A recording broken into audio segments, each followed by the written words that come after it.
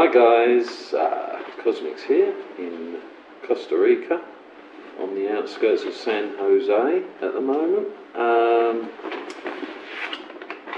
Yeah, so I don't know how to get this up to you. The internet's a bit flaky to say the least where I am, but I'll find a way, believe me, I will.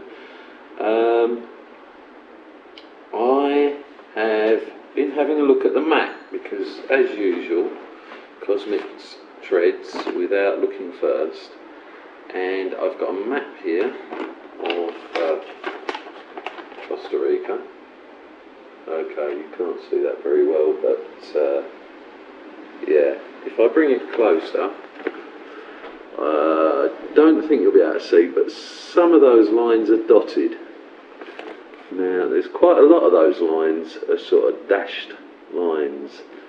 Now, the ones that are dashed lines, I'll go through the legend on the map, which is probably a bit boring, but anyway, there's like some thick pink lines and they're major highways, and some slightly thinner pink lines that says they're minor highways. Then you've got some white lines and they're gravel roads. And then below them, there's some roads which say dangerous roads. Now, dangerous roads, what does dangerous roads mean? You may think, maybe you think it's like, I don't know, even surface, sort of rutted, but then below that, we've had gravel roads, then it's dangerous roads, and below that it's got another kind of road that is a four-wheel drive road. So what is this dotted, dashed, dangerous roads? I mean, is that where I'm going to get kidnapped by banditos? Or is it where the driving is particularly bad? Or are they particularly windy roads? This I don't know. But in order to get to the places where I'm intending to go in Costa Rica,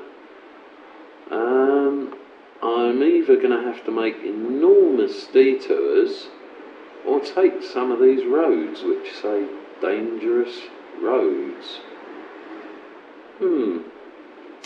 Oh well, I've got a week where I'm staying at the moment, and I happen to be right next to one of these roads which is dotted as a dangerous road, and I can only imagine that the reason for them being called dangerous roads is that the traffic is absolutely, I don't know, everyone seems to be racing along at 100 miles an hour with total disregard for their own safety and anyone else's, and I guess that's why they're called dangerous roads.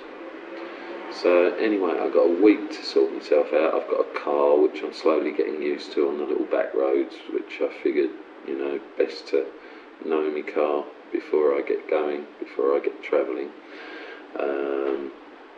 And I've got a week to sort out what I'm doing here, and also I need to sort out my first night's accommodation in Peru, which is a long way off, but I don't like to arrive in a country without having a bed to go to. So yeah, that's got to be done while I'm here. And sorry, keep looking out the window. It's not much of a view, but it sort of draws my attention. It's a wee bit windy out there today. Got me coffee out the coffee percolator in the hotel room. Polystyrene cups. Is that really necessary? How much would it cost for like a one or two sort of porcelain cups or clay cups or any kind of cup other than one of these little polystyrene cups? But there you go. So yeah, I've got a week here, and really that's a sorting out week. It was always planned as a sorting out week when I booked it. I figured after travelling for 3 weeks I'd probably be ready for not necessarily a rest, but a chance to sort of look where I'm going from here and what I'm doing.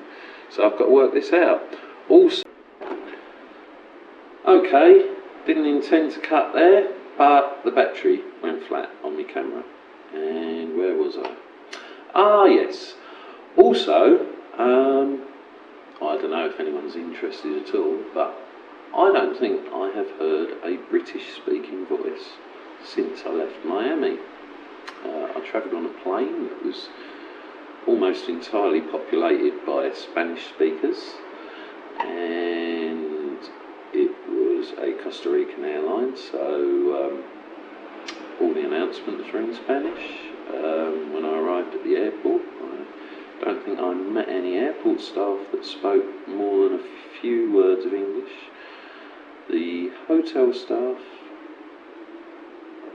no, they don't really speak English, so there's a few words there, but I'm not sure that my Spanish isn't better than their English, and that is really saying something.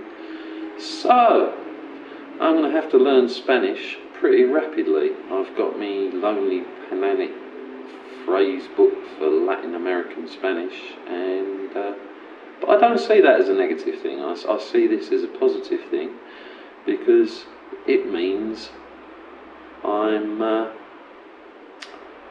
going to be learning Spanish quite rapidly, hopefully.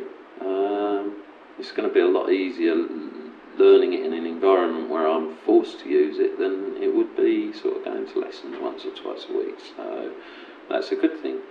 And yeah, so I'm thankful for that, as I believe, am I right in assuming it's Thanksgiving tomorrow in the States? I mean, obviously us British, we don't celebrate Thanksgiving, but I've got a feeling it is.